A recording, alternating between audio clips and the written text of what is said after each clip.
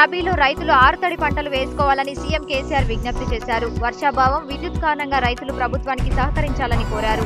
ఛత్తీస్గఢ్ నుంచి విద్యుత్తును కొనుగోలు చేసేందుకు సీఎం అక్కడికి వెళ్లనున్నారు.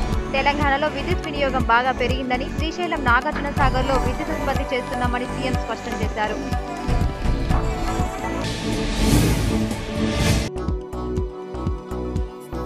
పార్టీలో అందరినీ కలుపుకపోవడంలో పీసీసీ అధ్యక్షుడు పొన్నాల లక్ష్మయ్య ఫెయిలయ్యారని కాంగ్రెస్ సీనియర్ నేత వీహెచ్ ధ్వజమెత్తారు. ఒక్కొక్కరు పార్టీ మారుతుంటే పీసీసీ అధ్యక్షుడు ఏం చేస్తున్నారని, సమాచారం ఇవ్వకుండా కార్యక్రమాలు చేస్తే ఎలా అని దుయ్యబట్టారు.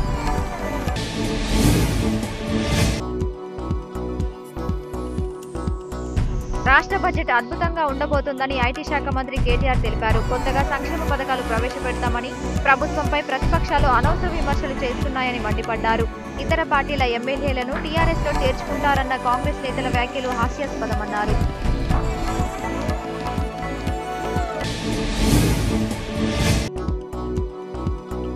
శ్రీశైలం విద్యుత్పై ఉద్యమానికి సిద్ధంగా ఉన్నామని మంత్రి జగదీష్ రెడ్డి తెలిపారు. తెలంగాణ ప్రజలకు అన్యాయం జరగనీయమని, ఏపీ కుట్రలకు కేంద్రం వత్తాసు పలుకుతుందని మండిపడ్డారు. కరెంటు కోతలకు టీడీపీ, బీజేపీ నేతలే బాధ్యత వహించాలని, ఐఏఎస్ల కేటాయింపులో కేంద్రం అలసత్వం ప్రదర్శిస్తోందని ఆగ్రహం వ్యక్తం చేశారు.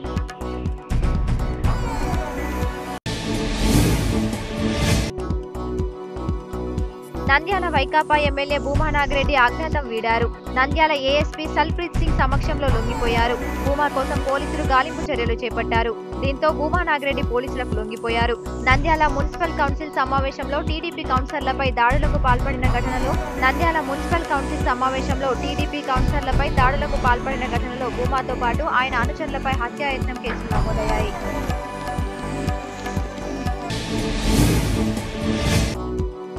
బాలీవుడ్ నటుడు సల్మాన్ ఖాన్ చెల్లి అర్పిత వివాహం ఈ నెల 18న జరగనుంది. అర్పిత వివాహ వేడుకకు ఖాన్ నరేంద్ర మోదీని ఆహ్వానించనున్నారు.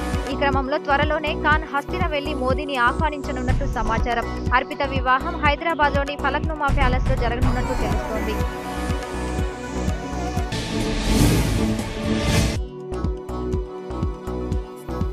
శంషాబాద్ విమానాశ్రయంకు వెళ్లే ప్రధాన మార్గంపై ఉన్న వ్యాపార సంస్థల్లో అధికారులు తనిఖీలు చేపట్టారు.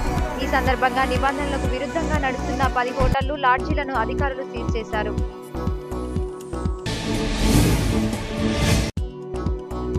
శ్రీశైలం ప్రాజెక్టులో విద్యుత్ ఉత్పత్తి ఆపలేదని జెన్కో సీఎండీ ప్రభాకర్ రావు స్పష్టం చేశారు. కృష్ణా బోర్డు నిర్ణయంపై త్వరలోనే నిర్ణయం తీసుకుంటామని, విద్యుత్ విషయంపై ఎప్పటికప్పుడు సీఎం మాట్లాడుతున్నారని తెలిపారు. ఛత్తీస్గఢ్ నుంచి విద్యుత్ను కొనుగోలు చేసేందుకు ప్రభుత్వం చర్యలు తీసుకుంటుందన్నారు.